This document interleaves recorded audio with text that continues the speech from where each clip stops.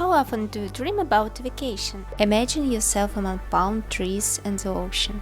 And so you work hard, earn money and save for the trip. Buy a ticket and go on a trip. What could go wrong? You plan it at all. You may simply not be allowed into the country. And instead on the islands, send it to the basement. And it happened us.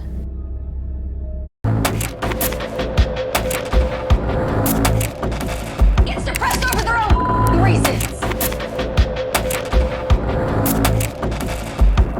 It all started with the fact that I had long thought about going to study in Korea. But before staying in another country for a long time, I wanted to visit it. At that time, BTS Suga was having his final concert in Seoul. I started preparing for the trip several months in advance. I carefully collected all documents. I was immediately approved for KETA. I had a friend in Korea who gave me his phone number. I had a pre-registration for the concert which I could only pay for in Korea. I also had return tickets. We flew with my sister and her document package was the same. We had a route sheet planned for every day. We booked and paid for the hotel. And most importantly, we had enough cash with us. We flew through China with a layover at 27 hours. In two countries we did not have any problems. After arriving in Korea, we went through all the check-in counters. And at the very last moment before baggage claim, it's like my sister's passport didn't go through the scanner. Until this moment we have never had problems with our passport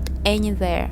The employee tried to fix it several times and then he started asking questions. Everything was fine with my document. But the employee continued to ask questions to the two of us while trying to scan my sister's passport. We answered the questions well because we were prepared. But the employee didn't like something and called his colleagues. We were simply taken out of the hall and put in some office. I thought that they took us away to check out passport differently, but no one bothered to deal with anything. But we were immediately given a document deny entry, claiming that we did not meet the requirements. When we were called in for questioning, we were asked very strange and tricky questions in a row, but at the same time they did not allow me to answer questions. They constantly interrupted it, did not want to listen. They made us sign certain documents. They didn't return our luggage. They didn't explain anything to us at all.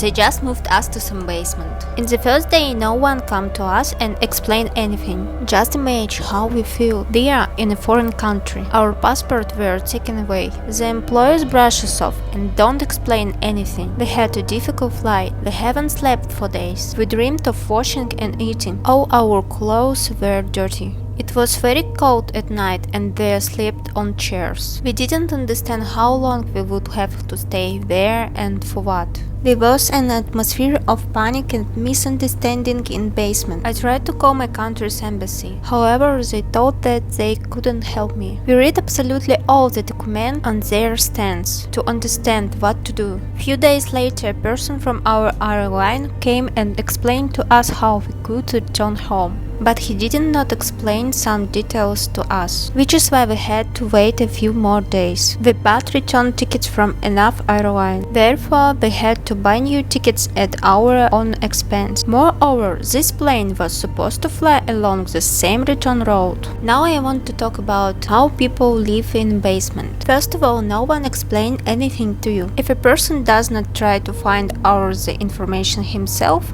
he will sit there for many months. The employees don't care how long you spend there. You are given a pass in the form of a printout of your passport with visiting rules. You can go from the basement to the floor above there. The duty-free service is located. With all the food and water what you can afford to buy is yours. You decide where to sleep yourself. You can sleep on the floor or on chairs. There is a shower in the basement, but you will have to find your own soap and towel. You will also have to find and connect to the network to buy a return ticket. And all this fun cost us $4,000, apart from wasted nerves.